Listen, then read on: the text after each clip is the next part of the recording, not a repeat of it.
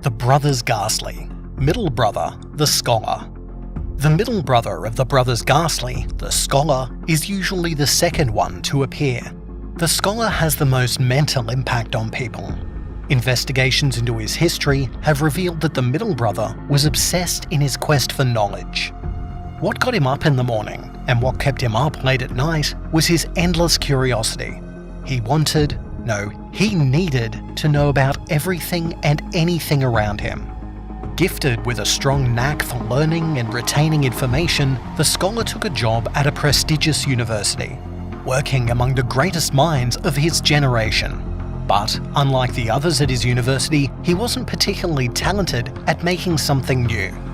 What he did was memorize and vomit information like it was nothing.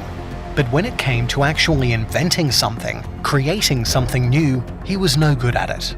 People were able to take his research and make the connections that he was never able to. It led to people using him as a stepping stone towards their own success, leaving him behind as they leapfrogged forward.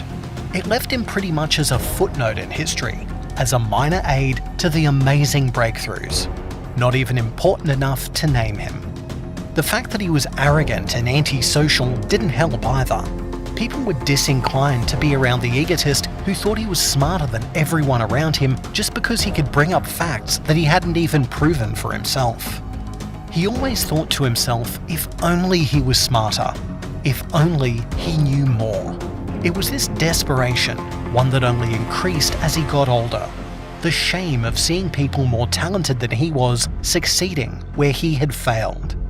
So, as an old man with no real accomplishments to his name, the scholar participated in the ritual along with his 3 brothers. And then they died. After that, their ghosts were raised from their bodies and the scholar manifested. Unlike the rest of his brothers, his ghostly form was similar to the more traditional ghosts. A stack of smoky vapor topped by an eyeless head. What the scholar loves to do is to go after those of intelligence.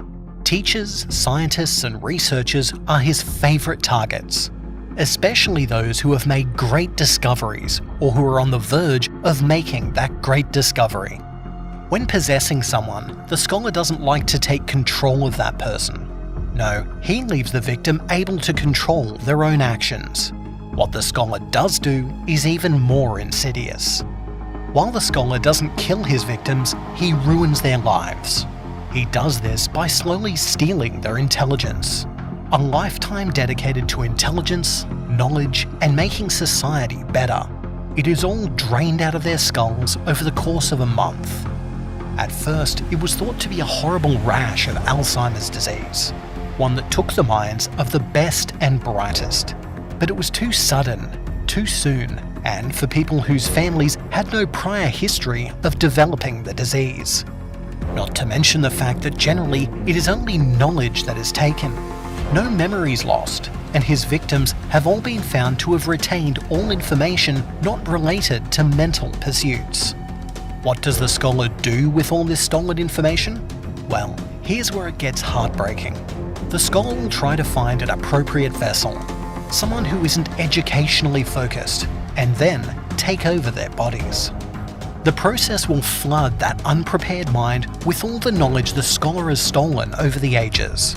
The brain isn't ready to process and internalize all of that information. This causes seizures and aneurysms, slowly killing that poor soul. All the while, the scholar is trying to make use of his knowledge and try to solve the big questions in life.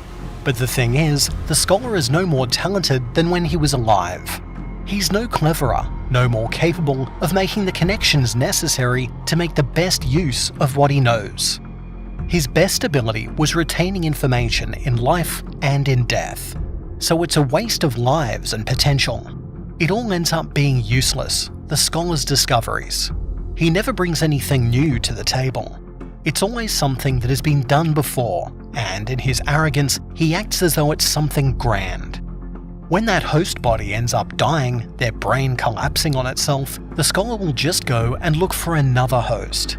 This cycle continues to repeat until it's time for all 4 brothers to get together for the hunt. Usually it's the youngest, the coward, who is the one hunted. but any of the siblings can be nominated and find themselves the one being hunted. When it's the scholar's turn to be hunted, he is the one most adept at using modern technology. So that means taking planes, boats, or making use of other transportation to increase his distance from the other brothers, making it harder to actually locate him.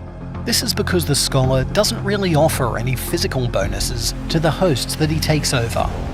When being the hunter, the scholar will take advantage of all the knowledge about technology that he's stolen. He will frame the target for numerous cybercrimes or get them in trouble with various crime families. He prefers to get humans involved and do the hard work for him. He doesn't care that he's tossing these people into the grinder called the warrior or setting them up to be killed in a frenzy by the coward, to say nothing of what the mystic does during the hunt. There seems to be a reason the four gather every 3 to 4 years. Something about the hunt is important enough that, when it happens, all of them drop what they were doing to participate. There has never been an instance of one of the brothers not joining the hunt. Unlike the other brothers, communication with the scholar is absolutely necessary. He loves to hear himself speak. It's actually part of the process to break his possession. He tries to describe himself as someone above emotion, a being of logic. But in reality, he is petty, and getting him angry will loosen his hold on the host. One obvious sign of his having possessed a host to steal their information is the gaps in memory related to education. That, as well as headaches and nosebleeds. To get rid of him while in this state is difficult. If caught early enough, the potential host can drive the scholar off by taking a vacation from work and doing something creative or related to the arts. It is something that is a legacy of dealing with both the coward and the mystic. The scholar cannot stand the fine arts. He'll speak to the person's mind in their own voice, try to encourage them to go back to work. But ignoring him and painting, for example, will get him frustrated to the point of moving on. When he's in full possession of a vessel with the intention of imparting all his stolen knowledge, the victim will suffer horrible headaches in the beginning, along with blackouts. Gaps in time that they can't recall because the scholar took over. Both will have a similar change in eye colour, usually to a light purple colour, which looks almost metallic in shade. During those times, talking to him is very important, to get him to talk about his current research and bring up his grand goal of improving humanity. After listening to all of that, if you want to save the host, the scholar's theory must be torn apart. It must be rejected and the scholar made to see that it won't work at all. Make him see his mistakes and he'll try to argue. But as he grows more flustered and emotional, his arguments will become more simple and easily defeated. The scholar's ghost can be warded or trapped by burning an old journal and using the ash to make a circle around a residence. If trapped in such a circle, the scholar cannot leave the area until it is broken.